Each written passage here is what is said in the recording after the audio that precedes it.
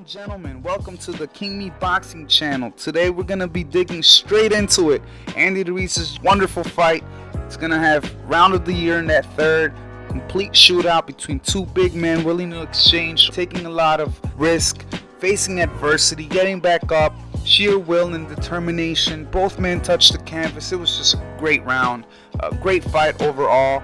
Andy Ruiz took it in the 7th. He knocked Anthony Joshua down throughout the fight, ultimately getting waved off, and he was able to acquire and become the first Mexican heavyweight champion of the world. He became the unified IBO, IBF, WBO, WBA heavyweight champion of the world, leaving only one piece to Deontay Wilder's WBC out there. Both men are under the same umbrella, PBC, so that fight would be relatively easy to make. But first things first, Anthony Joshua wants a rematch. It's in the clause. They're working on it. They're trying to iron out a few details.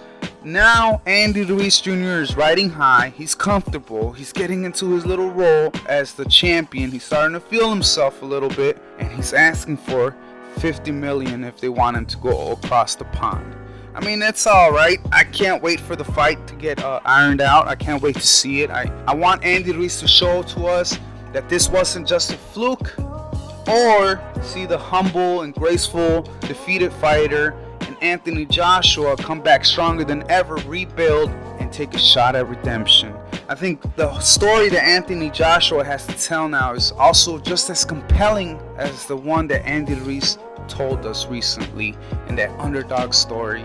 So I think it's a really interesting fight. I think both men showed a little bit of flaws here and there that they could work on, try to kink them out. Hopefully they hit the gym, hopefully they hit the lab, cook something up, build something nice, you know, have a little strong team and come back stronger than ever. Give us that rematch in November or December on the Zone. There's several other things I want to talk about real quick. I really like how people are responding to Andy. He's a very humble and likable guy. He's very I like the fact that you could relate to him. He's a down-to-earth guy, and he's very relatable. You know, he's almost like that guy you know from around the corner. And I'm pretty happy. I'm stoked about his position.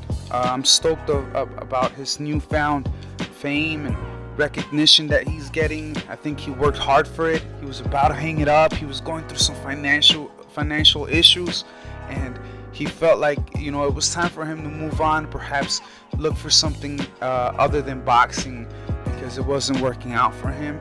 And he had suffered also a loss to Joseph Parker a few years back, so I think he was getting ready to take the quiet exit out the sport. And then he took the fight on 5 weeks notice, and the rest is history for many different reasons. One, you know, being the first Mexican heavyweight champion of the world.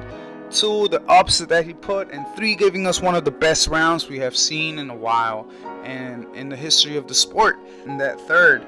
Anyway, I know with newfound fame, there's gonna be some detractors, and there's nothing worse than a detractor that his voice really carries some weight.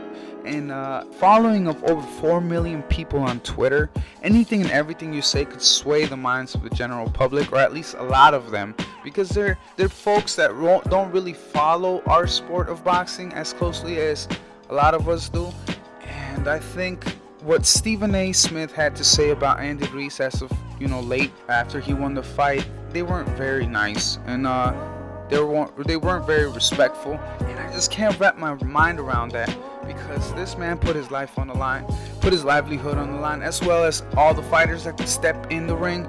And for somebody that has probably most likely never laced him up to come and talk in a disrespectful manner against or towards any fighter, it's just kind of, it doesn't sit well with me. He said that Andy Ruiz Jr. had cleavage, and instead of calling him or referring to him as his proper name, he said some dude, and, you know, compared him to Butterbean, and also disrespected Joshua, talking about he has a glass chin, although the man got up 4 times, you know, from taking some fire, some serious heat that my boy was dishing out. And he ultimately showed his bias, and it turns out that his enamoration with Wilder is what made him a loose cannon on this topic. And look, sir, I understand you wanted to see Anthony Joshua versus Wilder. You wanted to see Wilder administer that knockout, not some dude named Andy Ruiz, according to you, right? But just because a fighter doesn't have that O anymore doesn't necessarily mean that that fight isn't compelling. I mean, if we get that comeback story, that redemption story with Joshua, I think it's going to generate a lot of buzz, especially because right now Andy has all that newfound fame, all that newfound buzz. Everybody's like, what happened? What the hell just happened over there in boxing? Everybody's turning their heads. They haven't looked at the sport in a very long time, and all of a sudden, you know, to a pleasant surprise, it's like, wow, that really happened. That's pretty shocking. And I think if Joshua comes back, you know, there's going to be more people excited to see what's going to happen in the rematch now that they're aware of the fight. And he could possibly become even a bigger star than what he was, because he was a huge star in the UK, relatively unknown to a degree over here in the US, but now we'll see how much bigger he can really get. I think Wilder's walking the same thin rope of uncertainty, however, that Joshua just fell from this past weekend, because he's most likely looking to face Ortiz in a rematch and Tyson Fury, and there's no guarantee there, Steven, that he's gonna come out victorious in both of those fights, because both men gave him a lot of trouble in their first fight. Ortiz almost put him on knockout street, and it was Wilder's ultimate equalizer and his power that really, you know, saved him on that fight. And then against Tyson Fury, Tyson is a smooth operator. He was being very technically sound and cruising his way to a nice victory, and Wilder's power bailed him out once again. So again, there's a completely different topic I would like to dig into a little bit more in depth at a future time, and that's, you know, the records, the O on the record. You know, they don't want to have, nobody wants to see a fighter with losses, so they automatically throw them to the wayside if they have it. Look, guys, let's wait and see where this goes. This has been one of the most exciting times in the heavyweight division in a very long time. I think Andy Ruiz gave it a nice fresh boost of adrenaline, something that it needed, because it had started to go stale.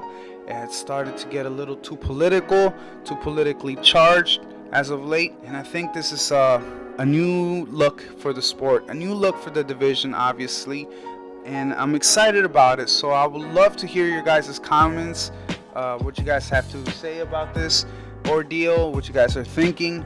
So leave a comment in the section below, hit the like button, hit the subscribe button. Thanks guys for tuning in. This is Shay signing out.